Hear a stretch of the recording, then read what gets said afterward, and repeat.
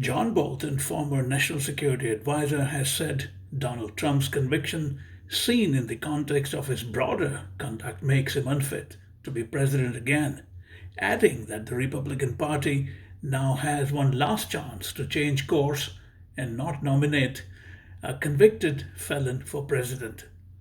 Bolton, who was Trump's NSA for 17 months between April 2018 and September 2019, has also said Trump's public comments about creating a presidency of retribution if re-elected are dangerous for the country. In an interview with Mayank Chhaya Reports, the former U.S. ambassador to the United Nations discussed moral and sociocultural aspects of the aftermath of Trump being found guilty on all 34 counts in a trial about hush payments to Stormy Daniels, a porn film star. John Bolton. Welcome to Mayank Chhaya Reports, Mr. Bolton. It's a great pleasure to have you again. Glad to be back with you. You have said that the guilty verdict against President Trump is, and now I quote, a fire bell in the night. And then you go on to say that the Republican Party now has one last chance to change course and not nominate a convicted felon for president, unquote. It's obvious that your party is unwilling to change course. Not just that, but it's sanguine in pursuing that very course that you speak out against. How do you explain that? Well, I think a lot of people have come to believe that the prosecutor in this case, the New York case, went after Trump for political reasons, essentially. Indeed, many people may not realize, but in New York, as in other states and localities, the prosecutor is an elected official. So he actually campaigned, among other things, on the pledge that he would go after Donald Trump and would prosecute him if the facts and the law warranted it. Now, that's actually very transparent on his part. And you might say, having been elected, he had a mandate to do it. I personally am troubled that you would campaign naming specific individuals to go after, but that's what happened. It leads to the belief that this is a fundamentally discriminatory political prosecution, and then theories that this Manhattan district attorney, who is a state official, not a federal official, somehow is being run by the Biden Justice Department. So this central complaint by Republicans supporting Trump has nothing to do with the criminal offenses being alleged. It is that it's unfair for Trump to be treated differently from any other individual.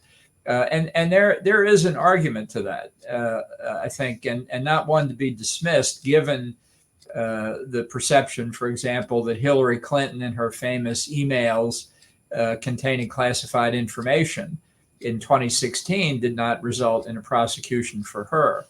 However, all that said, the fact is that the crimes alleged were under New York law. They were presented to a New York jury of 12 individuals. They went through the full jury challenge process. They heard all the facts that the defense presented, the prosecution presented, and they found Trump guilty. So that makes, subject to appeal, of course, that makes Trump the first convicted felon who will ever be nominated by a major American political party to be president. So for the party to go into our convention next month with at this point, near certainty we will nominate a convicted felon is basically to ask everybody else in the country who doesn't necessarily know much about the prosecution. What they know is 12 of their peers found Trump guilty. And that could be, in a close election, which I think November will be a close election, that could be the deciding factor. And that would result in reelecting Joe Biden, whom I'm also not in favor of. So that's why I say this is a fire bell in the night. And I'm using Thomas Jefferson's famous comment about the dispute over slavery. If we don't wake up, and it doesn't look like we will, we're going to put ourselves in a very difficult position that could hurt Republican candidates for the Senate, the House, state and local races that I think we need to help rebuild the party after Trump. We'll see. The polls immediately after the conviction up until today have shown a slight increase in Biden's ratings. Again, in a close election, almost anything could be decisive. I think a lot is still to play out. But this case has not had the enormous impact people have thought, but I think the impact it has had could be very important. But beyond the potential damage to the party and its candidates, are you also not worried about the moral degradation that is set in within that world? No, absolutely. I was trying to address your point, which Right, right. people make about the party acquiescing in it, which I do think is dangerous. But obviously, this is part of the picture of Donald Trump as a whole, and in my view, why he's not fit to be president for many reasons. Not least of which is the underlying subject matter of this case is about as tawdry as you can get, about as far removed, say, from the daily lives, the beliefs of the evangelical Christians who form a large part of the Republican Party's base, how they can look at that and say, yeah, Donald Trump, that's what we want our children and grandchildren to look like.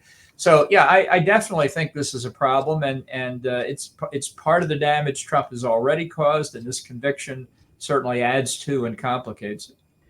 Do you, as someone who also looks at the socio-cultural side of politics, wonder why it is that even evangelicals are able to rationalize this behavior? Well, I worry that it's a reflection that the appeal of Trump is not on philosophical lines. It's not really even along public policy lines. It is in its own way a cult of personality, and that's very dangerous. You know, they have done focus groups of Trump supporters over the years, and it's interesting. They ask the question, well, why do you support Trump? And many of the supporters say because he fights for us. And so the questioner then says, well, what does he fight for you? And the supporters say he fights for us, meaning that this is a reflection of deeply alienated people who think that in some way the system is stacked against them. They see preferences handed out to other groups. They feel left behind. They're frustrated. They're angry. And Trump embodies for them a potential solution. So I think for the Republican Party, we're seeing growth in a number of areas, more African American votes, more Latino American votes, more Asian American votes. Things are moving in the right direction, but they're not going to keep moving if we don't show that we're a party, as Richard Nixon used to say, a big tent party.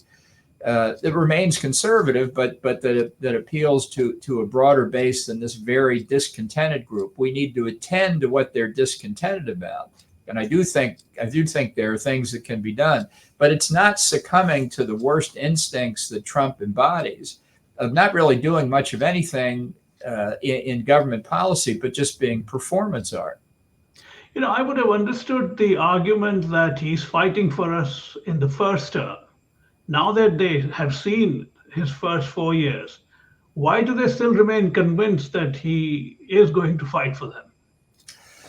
Well, that's a valid question, but as in any election, they look at the alternative, Joe Biden, and conclude that that's not a real alternative. Biden himself often says, don't compare me to the almighty, compare me to the alternative. And a lot of people are doing that, and they say, we like the alternative. Biden has two main problems. Many people still fear inflation. Even though the rate has come down, prices remain high, and they fear that prices could go higher. Just uncertainty about his leadership and the question of his competency to hold the job. And that those are problems that Biden so far has not been able to overcome. I think the additional factor is when he won in 2020, many people, Republicans, independents, Democrats, thought he would be a one-term president. They saw him as a safe pair of hands, ending the 4 years of Trump chaos. And those people have been disappointed that Biden, in many instances, has governed to the left. He has not been a caretaker, transitional president. And obviously, he didn't give up pursuit of the presidency. So that has turned off a lot of people who remember the economy as being good under Trump. That's obviously pre-COVID. And and they look at the inflation and the economic situation today, which is good actually, but they don't feel good about it. As an old school conservative, how do you look at leader after Republican leader tripping over one another to offer absurd extenuation and mitigation on behalf of the former president? Well, look, I think when it comes to elected officials in particular, I think a lot of them are intimidated by Trump. The way the House of Representatives in particular is apportioned among the states these days, there are many, many safe Republican districts, many, many safe Democratic districts, very few that are actually competitive on election day. So from Republicans in safe districts, they don't worry about the general election. They worry about the primary election, and they worry that if they cross Trump, he will endorse an opponent against them, and they might lose in the primary. So there's good news and bad news if that analysis is correct. The bad news is that, the good news is they don't really agree with Trump, but the bad news is they're intimidated by him, and that's how he keeps them in line.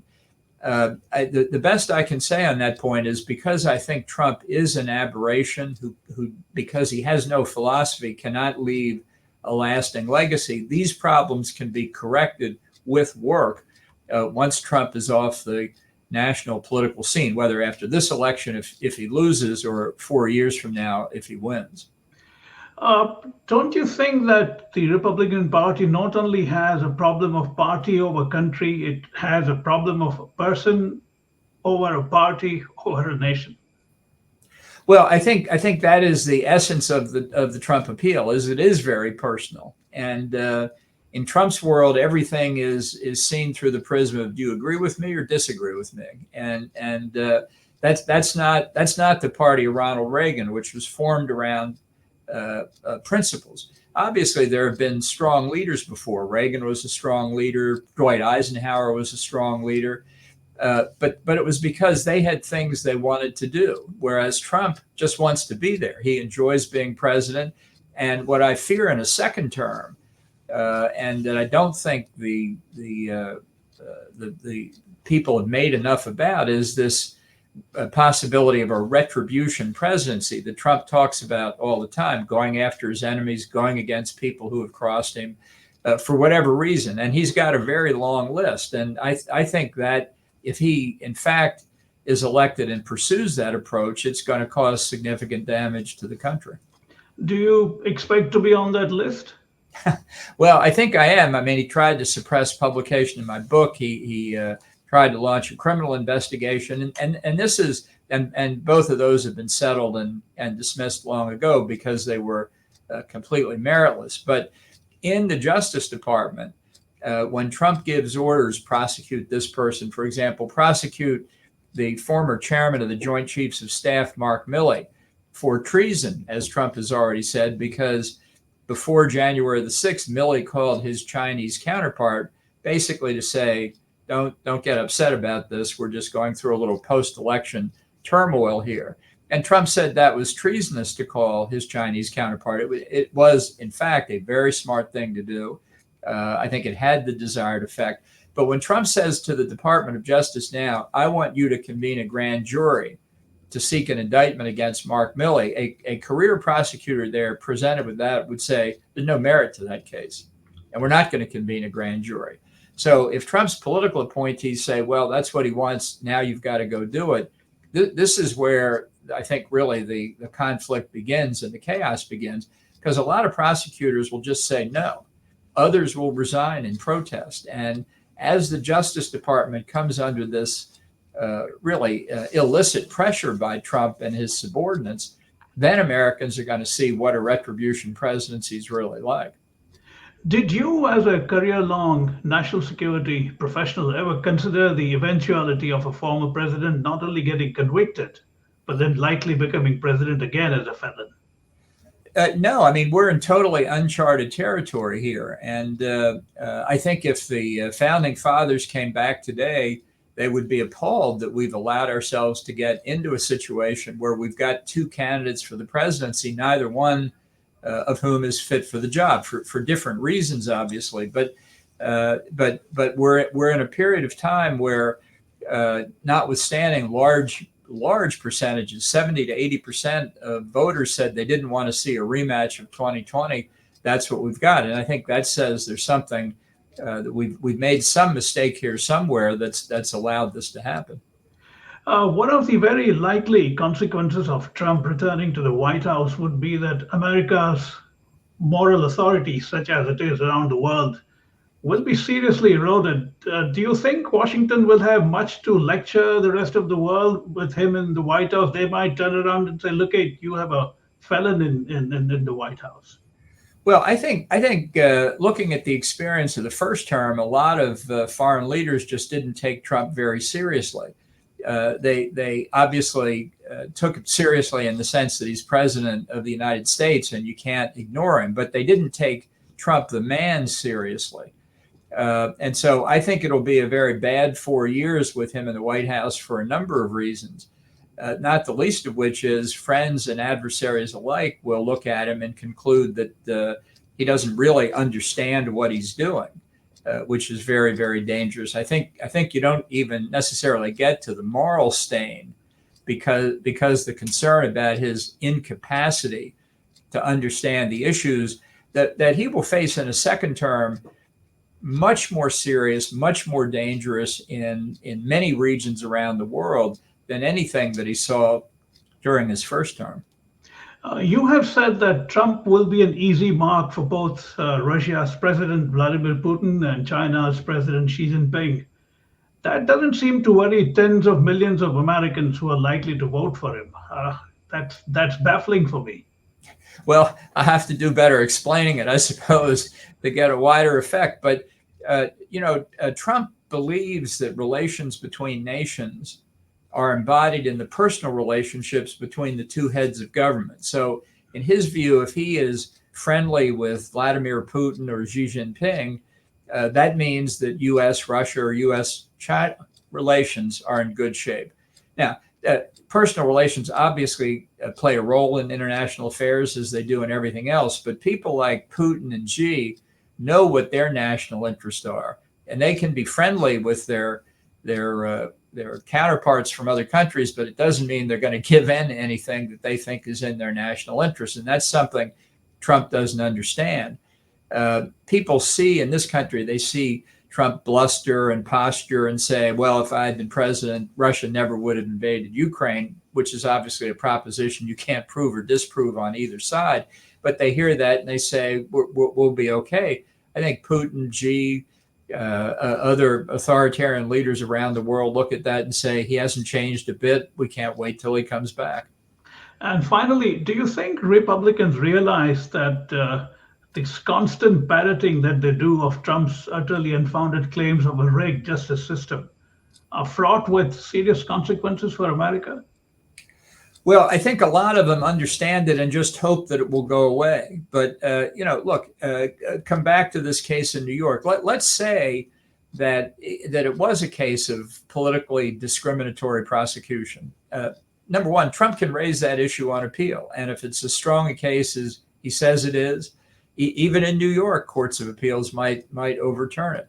But even if you agree that this case never should have been brought and it's unfair that it's been brought, it's a condemnation of the people who brought it. It's not a condemnation of the entire judicial system.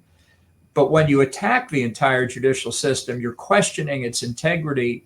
You're questioning the integrity of law enforcement, which is totally anomalous for Republicans who used to be the party of law and order. But you're questioning the stability of the Constitution itself, which is why I think another Trump term could do real damage. I don't think it's existential because I think the Constitution is stronger than Donald Trump.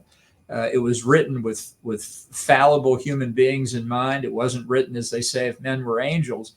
But Trump will put stress on it and will have to fight the fight until his term is over. And the end of it won't come too quickly for me. On that note, Mr. Bolton, I want to thank you very much for your time. I'm grateful as always, and my best to you. Well, thank you very much, and likewise. Hope to do it again. Thank you very much. Bye-bye. Bye-bye.